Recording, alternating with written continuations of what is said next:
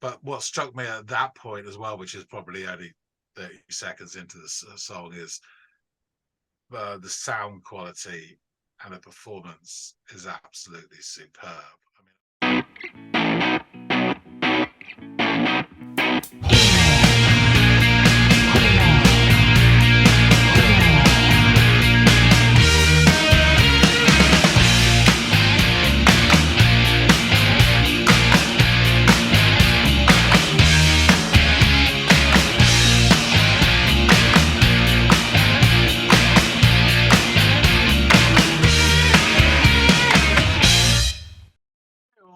Hey, everybody, and welcome to another episode of Les Audiophiles.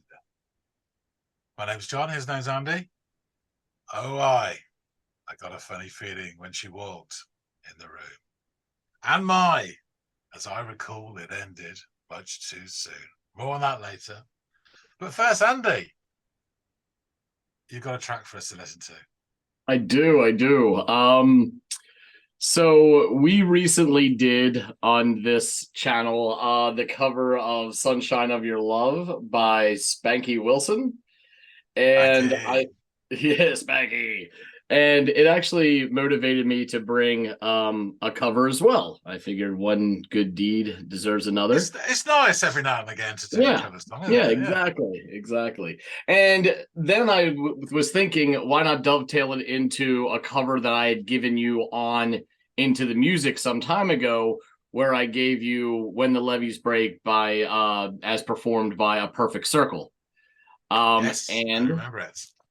And that was from an album that was completely a covers album of all different songs. And there was quite an interesting choice or selection of covers on that album.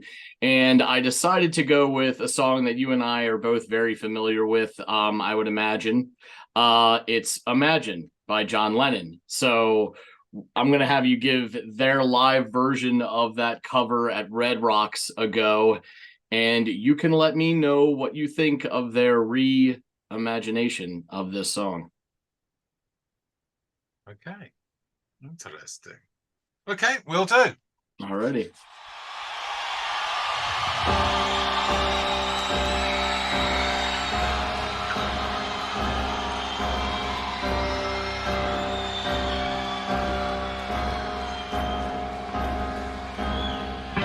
Imagine there's no heaven. It's easy if you try. No hell below us, above us only sky. Imagine all the people living for today. Imagine there's no countries. It isn't hard to do. Okay, that's an interesting start. There's a few things. One is incredible sound quality. Sounds superb. Two, it's interesting the way they staged it. Just saw that Maynard's really off the floor. I mean, it's almost where you would put the backing singers. No spotlight on him either, which is really interesting. Lack of ego. The song itself, as it started, I see where they're going with this, which is, I guess a surprise, but perhaps not knowing the band, or what I know of the band. And my first sort of thought is, how is this going to work? Sort of reserve judgment on that, because you've got a disconnect between the lyrics and sort of original intent, although there is a cynicism to Lennon's original. And this, which is almost, there are certain like a dirge, in the proper sense of it, and not the disparaging sense, but like sounds almost like a song for the dead. I tell you what doesn't work is him going yoo-hoo. that didn't work at all. It sounded silly. But no, interesting start. Let's see, because it's the vibe you get from it, and whether the lyrics match the vibe using someone else's soul. Well, we'll see. Nothing to kill or die for. No religion to imagine all the people living life in peace. You may say I'm a dreamer, but I'm not the only one. I hope someday you'll join us and the world will live as one.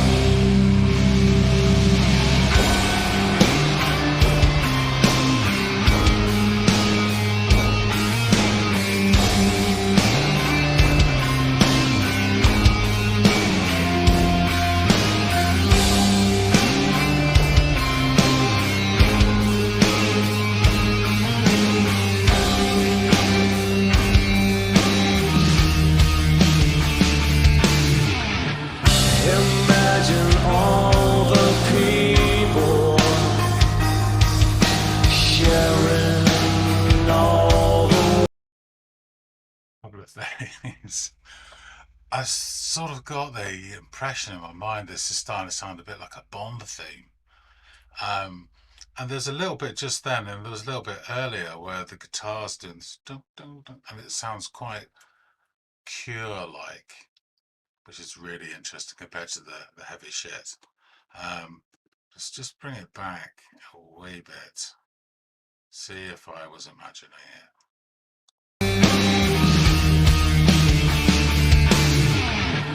Imagine all the people sharing all the world. You may say I'm a dreamer,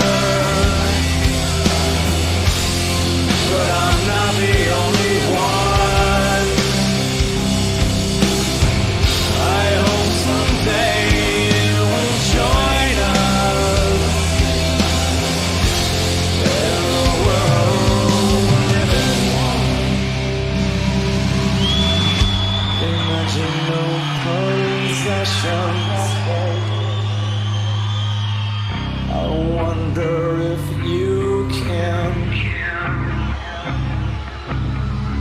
No need for greed or hunger. A brotherhood of men. Imagine all the people sharing all the world. You may say I'm a dreamer, but I'm not the only one. I hope someday you'll join us and the world will live as one.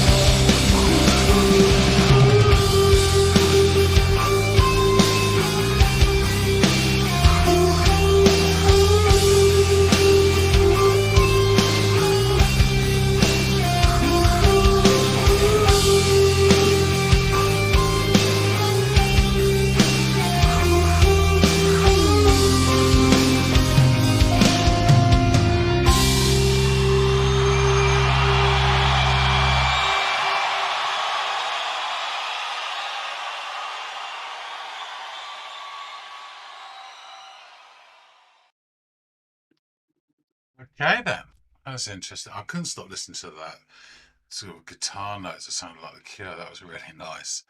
I guess I mean, quality wise, sounds amazing. Really good performance. All that ticks the boxes. But I think when you're doing a cover version like this, is it like we'll just do it in our style? But a song like Imagine is loaded with meaning for a lot of people. Fancy grand white pianos aside. So I guess, does it work in that style in terms of the lyrics or the intent, or can you make it mean something else by the way you play it? And I think it's kind of about 65% works. And some of the lyrics it just doesn't in that style. Perhaps I have to listen to it again, just think a bit more about the lyrics. But some of the cynicism, it's a kind of like a trade-off between, this almost comes across as nihilistic. I know. You get a sort of soundscape in your mind of very bleak, post-apocalyptic, perhaps, I don't know. As opposed to just the natural cynicism of Lennon. They're very different approaches. But at his heart, he was a bit of a hippie. Peace, love, sitting, all that. Yeah, it's interesting. I have to mull it over a bit more. But in terms of the performance and everything, superb. Really, really good. Can't knock that. Okay, let's go back and discuss it more with Andy. Hey, welcome back, sir. So what say you? Thank you. The hot towels was a nice touch. It's the least I could Yes. do. This was, first off, this is an interesting song to cover. Anyway, and the fact that the Perfect Circle are doing it makes it even more interesting.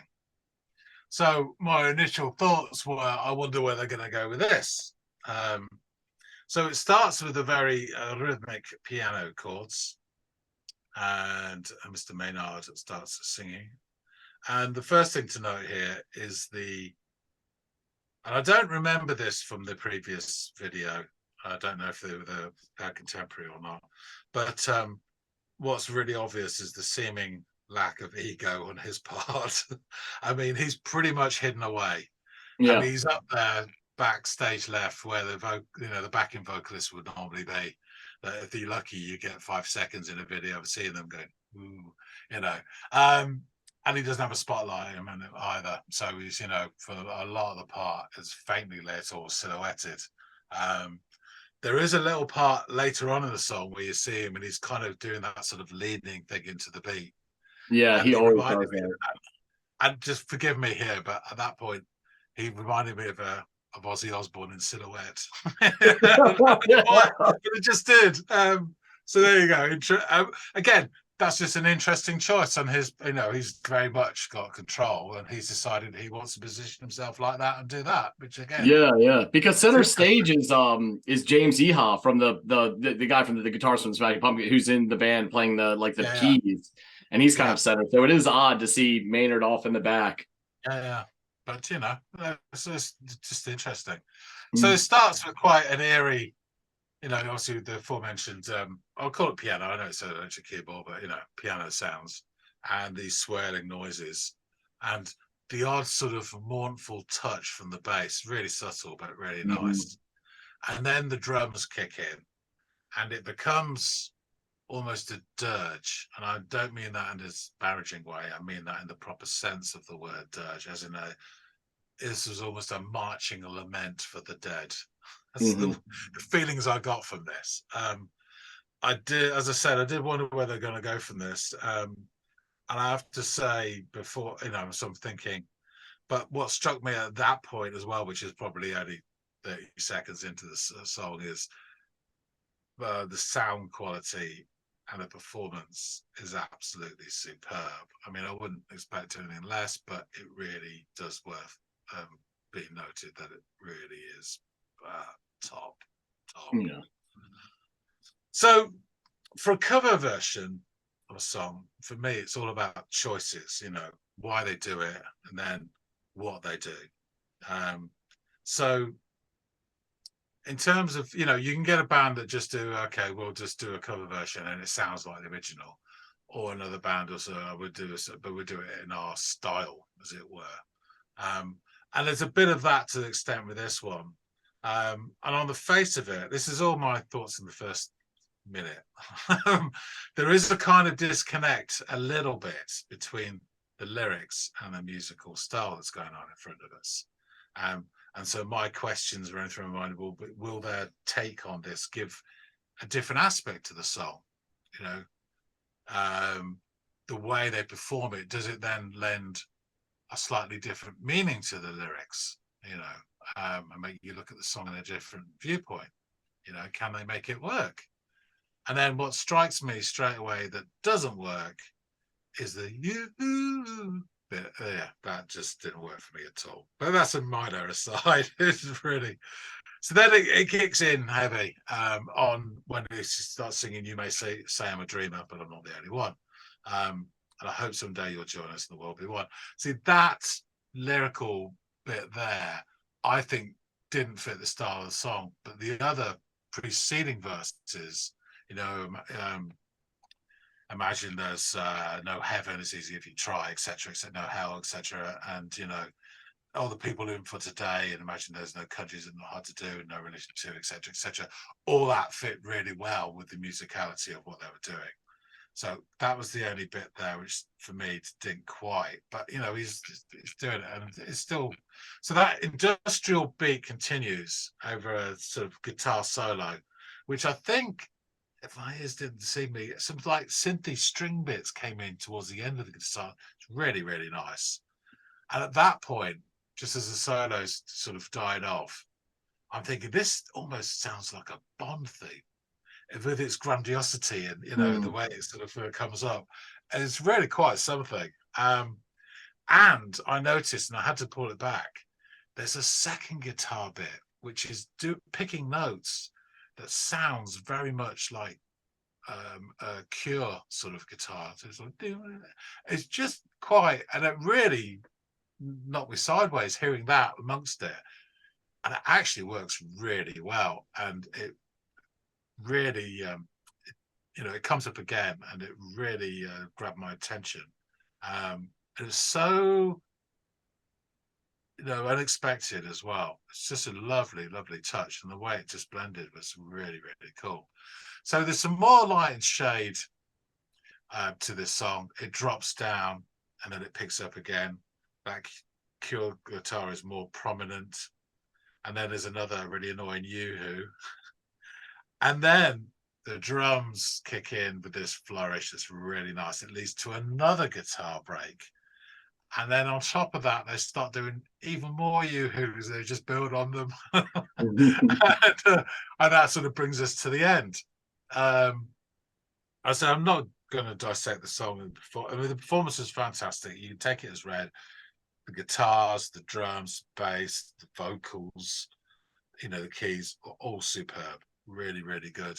And all these questions will then float in my mind. I still haven't made my mind up, but to me, this music, and I can see that probably not everyone thinks this way, but it almost had like a post-apocalyptic sound to it. And there's this, you imagine people either marching out of a broken city that's, you know, to this sort of song, and it brings, this soundscape brings with it a kind of a heavy shovel of almost nihilism to it, whereas the original, you have this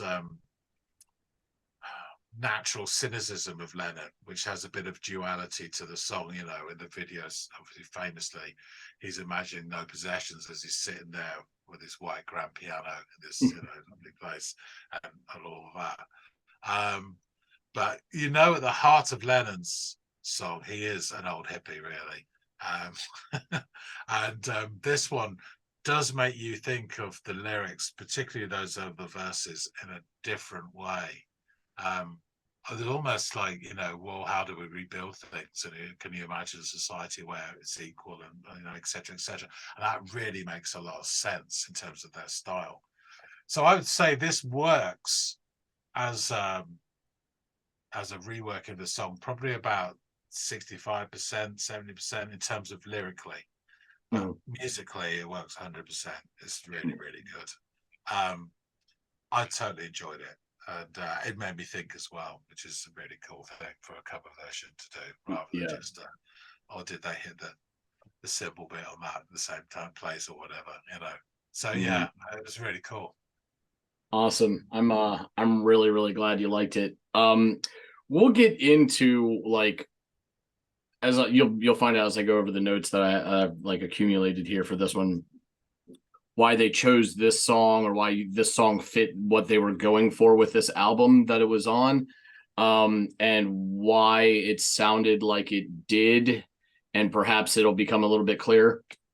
So we've gone over this band. We've done a perfect circle both on this channel before and on Into the Music before, and we've discussed them and Maynard James Keenan to a pretty fair extent at this point. I'll link some of those down below for ease of access if you guys are interested. But given that information, we're just going to jump into this song, this album type material here, rather than canvassing the band as a whole and really digging into their history. So after wrapping up the tour in support of 13th Step, which was the album you've heard a lot of, I think you even have it now at this point, if I'm not mistaken. I do. Yep. So in the first half, this was now in the first half of 2004, the band had announced that it planned to enter a long hiatus so that Keenan could get back to working with Tool, the other band that he was in, and the first band that he was in, and so that Billy Howerdel could get back to his solo stuff. And these are like the sort of the brains behind the operation of A Perfect Circle. They're the duo that kind of work everything out and plan everything. Howerdel was the bald guy on the guitar that was kind of forward in the on the stage. And in July 2004, Keenan performed at Serge Tankian's, who's from System of a Down, and Tom Morello's of Rage Against the Machine concert Axis of Justice, an event for musicians to advocate for political and social issues. And at the performance, Keenan announced that A Perfect Circle would actually be releasing a collection of political cover songs. And during the beginning of the touring cycle for 13th Step, Howerdel and Keenan discussed potential ideas for a third studio album. And an early idea was to record this album of cover songs, though they were initially hesitant, feeling they needed a really meaningful reason to warrant doing this. They just didn't want to flippantly doing it because, like, as you and I sort of discussed off camera a bit, like there's a bit of a scarlet letter sometimes for bands that go rush out and just crank out a covers album for no other apparent reason than maybe a money grab or some mandatory clause in their contract with their record label. But this wasn't the case. They really wanted to do this, but Keenan had been like really critical of George W. Bush during the entire touring cycle for 13th Step. And he proposed tying the concept of like political themed songs to this covered album that they wanted to do. And Howerdel, while generally apolitical publicly, felt it was worth pursuing in a post 9/11 political and social climate. So they endeavored to put out this album.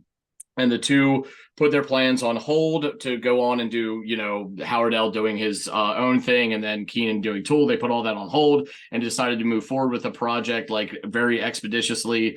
And Keenan emphasized that despite his personal feelings on Bush, the album was less of an anti-Bush album and more of an anti-political apathy album, encouraging people to research things and become more involved. The band rushed to complete the album in time to release it before the 2004 presidential elections that were in November, just barely a year after their prior release of 13th Step. Recording sessions ran from late June to early September. And Keenan, aware of the time constraints and Howerdel's future intentions of doing solo albums, also encouraged Howerdel to contribute lead vocals on the album to kind of like get everything going quicker. A wide variety of different songs were chosen to be recorded, from Marvin Gaye's What's Going On to obviously When the Levees Break, like we discussed. And most songs were radical reinterpretations of the originals, sometimes unrecognizable compared to them. The album, which is called Emotive, was released on November 2nd, 2004, the actual day of the U.S. presidential election. The band did not tour in support of the release, instead deciding to enter the hiatus they had delayed to record the album in the first place. And upon reforming in 2010, the band would play the album live finally, which is why the song was released in 2004. I think your recording was like several years later, if I'm not mistaken. So it took them a while to be able to like perform this stuff live after their hiatus. But they would go on to do all these series of concerts where they would do entire live albums that they have done, their first, second, and third, and now this cover album. So yeah, that was basically the story behind the song. I think it's got kind of that dystopian kind of sound, because here we are, Western civilization produced this song, this anti-war, pro-humanity song. But we're also one of the largest exporters of war. So they turned it into kind of this like I don't know, I can imagine a tank trudging along to this song. And they kind of like turned it on its head, or I guess kind of wanting us to look in the mirror a little bit, like, who are you really? Which one of these two things are you? Or how do you live duplicitously like this, where you can be the culture that creates this music, but also that can do these kind of things internationally when it comes to war and things like that. So I think that's why they chose the almost post-apocalyptic mood for the song. And yeah, you're right. I guess they didn't want to take too much liberties with toying with the lyrics, and at times they could contradict it. But I think the contradiction is what they wanted to put under the microscope, if you will. So Adam Sweeting of The Guardian gave the album 4 out of 5 stars, stating cover versions are often hobbled by the artist's inability to step outside the original and find fresh perspective, but some of these treatments verge on the visionary. David Frick of Rolling Stone labeled the album as eccentric, while noting that the band revisits classical protest hits, jacking up the terror by throwing out iconic arrangements and performing heretical surgery on the melodies. So, interesting take on the album and the tracks. Was there any Dylan songs on the album? No, there weren't any Dylan songs. Go ahead. No, I just thought kind of one of the first things that you'd think of would be a Dylan song, Yeah.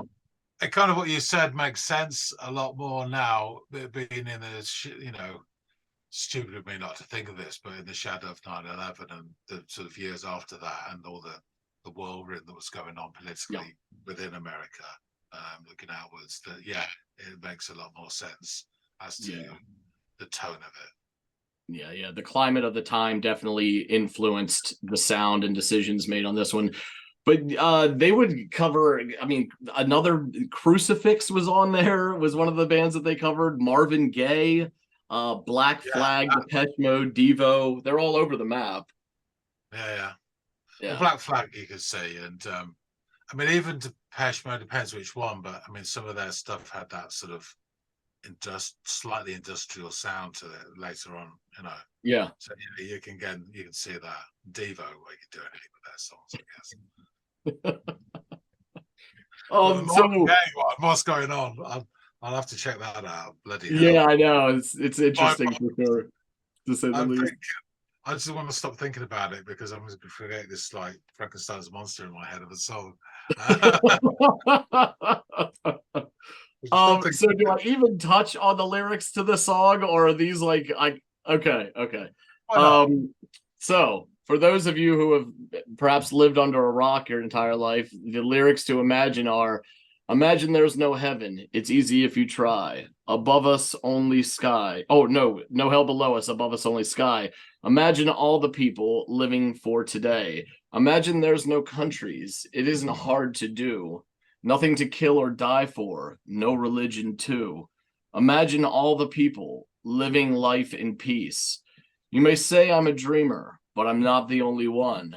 I hope someday you'll join us and the world will live as one. Imagine all the people sharing all the world. Imagine no possessions. I wonder if you can. No need for greed or hunger, a brotherhood of man. Imagine all the people sharing all the world. You may say that I'm a dreamer, but I'm not the only one. I hope someday you'll join us and the world will live as one. And there have been videos made, like, I don't know if they're fan-made videos or whatever, but of like news footage and war footage coming out of the time, and like coffins coming back to the States with flags draped over them, and the hospital explosions that, you know, we're seeing now happening in a very similar part of the world. And it's really stark, and it's a fucking sad and like cold depiction of it all, to make this the soundtrack to those kind of very much real images. And with where we are now, with, you know, we've got two major international fiascos happening at one time that we're trying to get a chokehold on and a remedy for. And I was just on top of all the stuff that led into my decision making for this, over doing a cover soon and not having done a Perfect Circle recently. And it's just, given the climate of things in the world, that I was like, this is probably apropos, if nothing else. So yeah, I saw Zelensky was on the news recently just saying, hey, don't forget about us, we're still occupied, you know. yeah. Yep. Yeah, you're right. I always go back to, we had a discussion about this with something, I can't remember what it was, but it made me reference it. There's that version of Silent Night by Simon & Garfunkel, where they've got this 7 o'clock news over the top of it from one of the TV channels, and it's like shooting here and blah blah. Yeah. And it's just, and it's the I believe it's a cappella version of them just singing Silent Night with this over it, and it's just incredibly really hits you. It's amazing. Yeah, it's beautiful and brutal at the same time. Yeah, it's a gut punch. On a lighter note, it's worth I don't know if this is related, but one of the lyrics in that says a brotherhood of man. And there was a band called Brotherhood of Man who represented the UK at the Eurovision Song Contest and won with a song called Save All Your Kisses for Me. It's probably best you don't know about that. So forget I ever said it. Well, now I do. So thanks, John. So John Lennon's responsible for that as well. Thanks so much for giving this one a listen, John. I appreciate your time. I'm glad you enjoyed the experience, and like that. As well. Yeah, very, very cool video. So yeah, thanks, man. Everybody out there in the listening audience, let us know what you thought of this song. I know it's probably a little polarizing, and some folks aren't going to like what they've done with this, but for their explanation as to why, and I think that they did it pretty tastefully. I do enjoy it, but hey, you know, to each their own. Feel free to drop a like, share, and subscribe if you'd be so inclined. We really would appreciate that, and always do when you guys go to bat for us. So thank you so much. And hopefully John and I will see all y'all, and hopefully more, on the next episode of the Audiophiles. We'll see you later, guys.